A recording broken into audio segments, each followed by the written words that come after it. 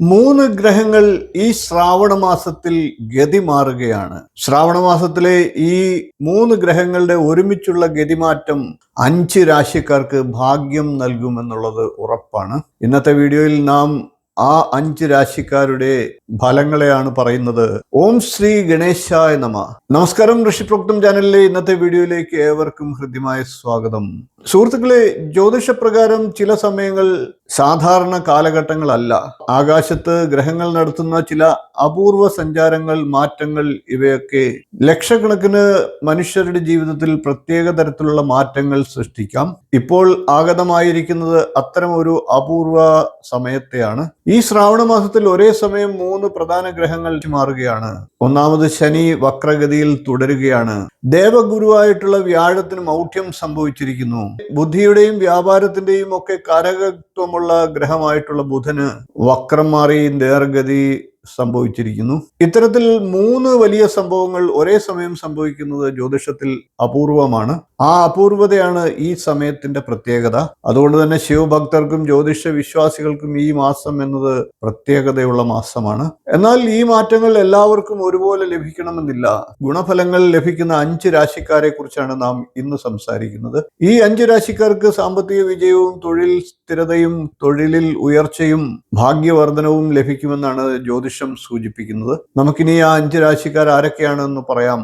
അവർക്ക് ലഭിക്കുന്ന ഭാഗ്യങ്ങൾ എന്തെല്ലാമാണ്, എന്ത് പരിഹാരമാണ് ഈ സമയത്ത് ചെയ്യേണ്ടത്, വീഡിയോയിൽ നമുക്ക് വിശദമായി മനസ്സിലാക്കാം. അതിനു മുമ്പായി നമുക്ക് ശ്രാവണ മാസത്തിന്റെ ആത്മീയ മഹത്വത്തെ പരിചയപ്പെടാം.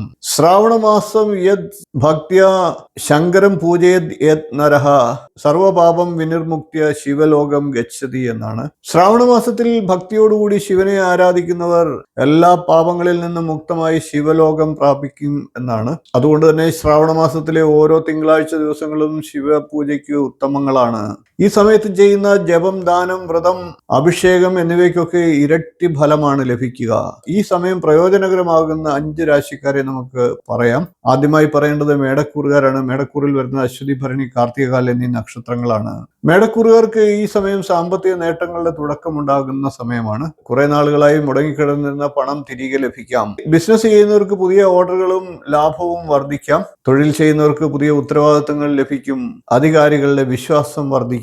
സ്ഥാനക്കയറ്റത്തിനുള്ള സാധ്യത ശക്തമാകും. പുതിയ ബിസിനസ് ഒക്കെ തുടങ്ങാൻ ആഗ്രഹിക്കുന്നവർക്കും അനുകൂല സമയമാണ്. ഭൂമി, വാഹനം തുടങ്ങിയ നിക്ഷേപങ്ങൾക്കും അനുകൂലമാണ്. ദോഷശാന്തിക്കും ഗുണവർദ്ധനവിനുമായി ഈ ശ്രാവണ മാസത്തിലെ തിങ്കളാഴ്ച ദിവസങ്ങളിൽ ശിവലിംഗത്തിൽ കറുത്ത എള്ള് ജലം ചേർത്ത് സമർപ്പിക്കുക. ഓം നമഃശിവായ എന്ന മന്ത്രത്തെ നിത്യം 108 പ്രാവശ്യം വീതം ജപിക്കുക, കുറഞ്ഞപക്ഷം എല്ലാ തിങ്കളാഴ്ചകളിലും. അടുത്തത് മിഥുനക്കൂറുകാർക്കാണ് പ്രയോജനകരമാകുന്നത്. ഇത് മിഥുനക്കൂറുകാർക്കും മിഥുന ലഗ്നക്കാർക്കും ഒക്കെ പ്രയോജനകരമാകും. മിഥുനക്കൂറിൽ വരുന്നത് മകയിരത്തിന്റെ 2ാം പകുതി, തിരുവാതിര, പുണർദത്തിന്റെ 1/4 ഭാഗം എന്നീ നക്ഷത്രങ്ങളാണ്. ബുധൻ വക്രത്തിൽ നിന്ന് നേർഗതിയിലേക്ക് മാറിയത് മിഥുനക്കൂറുകാർക്ക് വളരെ വലിയൊരു ആശ്വാസമാണ്, നേട്ടമാണ്. വ്യാപാരികൾക്ക് പുതിയ കരാറുകൾ ലഭിക്കും. ഓൺലൈൻ ബിസിനസ്, മാർക്കറ്റിംഗ്, മീഡിയ, അധ്യാപനം, IT, എഴുത്ത് എന്നീ മേഖലകളിലൊക്കെ പ്രവർത്തിക്കുന്നവർക്ക് വലിയ നേട്ടങ്ങൾ പ്രതീക്ഷിക്കാം. ആശയവിനിമയത്തിനുള്ള കഴിവും വർദ്ധിക്കുന്നതാണ്. അഭിമുഖ പരീക്ഷകളിലും മത്സര പരീക്ഷകളിലും ഒക്കെ വിജയം കൈവരിക്കാനുള്ള സാഹചര്യം ഉണ്ടാകും. പഴയ നിക്ഷേപങ്ങൾ ലാഭത്തിലേക്ക് മാറാം. പരിഹാരമായി ബുധനാഴ്ച പശുവിന് പച്ചപ്പുല്ല് നൽകുക. കഴിയുമെങ്കിൽ കുട്ടികൾക്ക് പഠനോപകരണങ്ങൾ ദാനം ചെയ്യുന്നതും ഉത്തമമാണ്. ഇനി 3ാമത്തെ രാശി ചിങ്ങക്കൂറാണ്. ചിങ്ങക്കൂറിൽ വരുന്നത് മകം, പൂരം, ഉത്രം, കാൽ എന്നീ നക്ഷത്രങ്ങളാണ്. ചിങ്ങം ലഗ്നമായിരിക്കുന്നവർക്കും ഈ അനുഭവങ്ങൾ കിട്ടാം. ഇവർക്ക് സൂര്യന്റെ അനുഗ്രഹം കൂടുതൽ ശക്തമാകുന്ന സമയമാണ്. പൂർവിക സ്വത്തിൽ നിന്ന് നേട്ടങ്ങൾ ലഭിക്കാം. നാളുകളായി കാത്തിരുന്ന സർക്കാർ അനുമതികൾ ലഭിക്കാം. സാമൂഹിക അംഗീകാരം വർദ്ധിക്കും. രാഷ്ട്രീയ രംഗത്തുള്ളവർക്ക് ചുമതലകൾ ലഭിക്കുന്നതാണ്. ബിസിനസ്സുകാരുടെ പ്രശസ്തി വർദ്ധിക്കും. മാനസിക ആത്മവിശ്വാസം വർദ്ധിക്കുന്ന കാലഘട്ടം കൂടിയാണ്. പരിഹാരമായി പ്രതിദിനം സൂര്യോദയ സമയത്ത് ജലം അർപ്പിക്കുക. ഓം നമഃശിവായ എന്ന മന്ത്രം ഭക്തിയോടുകൂടി ജപിക്കുക. ഇനി ഈ മാറ്റങ്ങൾ പ്രയോജനകരമാകുന്ന 4ാമത്തെ രാശിയെ കുറിച്ച് പറയാം. അത് തുലാക്കൂറാണ്. ചിത്തിരയുടെ 2ാം പകുതി, ചോതി, വിശാഖത്തിന്റെ 1/4 ഭാഗം എന്നീ നക്ഷത്രങ്ങളാണ് തുലാക്കൂറിൽ വരുന്നത്. തുലാക്കൂറുകാർക്ക് സാമ്പത്തിക മുന്നേറ്റത്തിന്റെ വാതിൽ തുറക്കപ്പെടുന്നു. ഒന്നിലധികം വരുമാന മാർഗങ്ങൾ രൂപപ്പെടും. പഴയ കടബാധ്യതകളിൽ ആശ്വാസം ലഭിക്കും. വീട് വാങ്ങാനോ വാഹനം സ്വന്തമാക്കാനോ ആഗ്രഹിക്കുന്നവർക്ക് നല്ല സമയമാണ്. കുടുംബത്തിൽ വിവാഹം, ഗ്രഹപ്രവേശം തുടങ്ങിയ മംഗളകർമ്മങ്ങൾ പ്രതീക്ഷിക്കാം. ദമ്പതികൾക്കിടയിലും ഐക്യം വർദ്ധിക്കുന്നതാണ്. ദരിദ്രർക്ക് വെളുത്ത മധുരപലഹാരങ്ങളോ വെളുത്ത വസ്ത്രമോ ദാനം ചെയ്യുക. വെള്ളിയാഴ്ചകളിൽ മഹാലക്ഷ്മി സ്തോത്രം ജപിക്കുന്നത് വളരെ ഉത്തമമാണ്. നമുക്കിനി 5ാമത്തെ രാശിക്കാരെ പറയാം. അത് ധനുക്കൂറാണ്. ധനുക്കൂറിൽ വരുന്നത് മൂലം, പൂരാടം, ഉത്രാടം, കാൽ എന്നീ നക്ഷത്രങ്ങളാണ്. വ്യാഴം അസ്തമിക്കുന്ന സമയമാണ്, അതായത് മൗഢ്യത്തിലേക്ക് പ്രവേശിച്ചിരിക്കുന്ന സമയമാണ്. എന്നിരുന്നാലും ധനുക്കൂറുകാർക്ക് ദോഷമല്ല, ഗുണമാണ് പ്രതീക്ഷിക്കേണ്ടത്. അതായത് വ്യാഴം ഇപ്പോൾ അവർക്ക് മറഞ്ഞു നിൽക്കുകയാണ്. ആ മറഞ്ഞു നിൽക്കുന്ന സമയത്ത് മൗഢ്യത്തിലേക്ക് പോകുമ്പോൾ ആ മറഞ്ഞു നിൽക്കുന്ന ദോഷങ്ങൾ ഇല്ലാതെ മറ്റു ഗ്രഹങ്ങളുടെ ഗുണഫലങ്ങൾ കൂടുതലായി ലഭിക്കും. വിദേശ ജോലി അന്വേഷിക്കുന്നവർക്ക് മികച്ച അവസരങ്ങൾ ലഭിക്കും.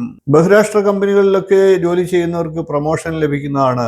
തൊഴിൽ മാറാൻ ആഗ്രഹിക്കുന്നവർക്ക് മികച്ച ഓഫറുകൾ ലഭിക്കും. സർക്കാർ ഓഫീസുകളിലെ കാര്യങ്ങൾ അനുകൂല തീരുമാനങ്ങളിലെത്തും. കോടതി കേസുകളിലൊക്കെ ആശ്വാസകരമായിട്ടുള്ള വാർത്തകൾ കേൾക്കും. ഉയർന്ന പഠനം ആഗ്രഹിക്കുന്ന വിദ്യാർത്ഥികൾക്കും ഇത് അനുകൂല കാലമാണ്. വ്യാഴാഴ്ച ദിവസം നിർബന്ധമായിട്ടും ധനുക്കൂറുകാർ നെറ്റിയിൽ മഞ്ഞക്കുറി ചാർത്തുക. ഭഗവാൻ മഹാവിഷ്ണുവിനെ ആരാധിക്കുക. ശനിയും വ്യാഴവും ബുധനും ഒരുമിച്ച് നമുക്കായി നൽകുന്ന സന്ദേശം എന്താണെന്ന് നോക്കാം. ഗ്രഹങ്ങൾ മനുഷ്യനെ ശിക്ഷിക്കാനല്ല വരുന്നത്. അവ നമ്മുടെ കർമ്മഫലങ്ങളെ അനുഭവിപ്പിക്കുന്ന ദൈവിക സംവിധാനങ്ങളുടെ ഭാഗമാണ്. നല്ല ഭക്തിയും ദാനധർമ്മവും കർമ്മവും ഉള്ളവർക്ക് ഗ്രഹങ്ങളുടെ പ്രതികൂല സ്വാധീനം കുറയുമെന്നാണ്. നമശിവായ എന്ന മന്ത്രത്തെ 108 പ്രാവശ്യം നിത്യം ജപിക്കുക. മനഃശാന്തിക്കും ആത്മബലത്തിനും ഗ്രഹദോഷ ശാന്തിക്കും ശ്രേഷ്ഠമാണ്. സുഹൃത്തുക്കളെ, ശ്രാവണ മാസം എന്നത് ശിവകൃപയുടെ മാസമാണ്. ഭക്തിയും പ്രാർത്ഥനയും സൽക്കർമ്മങ്ങളും ചേർന്നാൽ ഭാഗ്യം കൂടുതലായി പ്രകാശിക്കും. ഈ 5 രാശികളിൽ നിങ്ങളുമുണ്ടോ? കമന്റിലൂടെ അറിയിക്കുക. ഇനി നിങ്ങളില്ല എങ്കിൽ പോലും ഈ സമയത്തിന്റെ ഗുണാനുഭവങ്ങൾ ലഭിക്കുവാനായി ഈ പരിഹാര മാർഗങ്ങൾ ചെയ്യുക.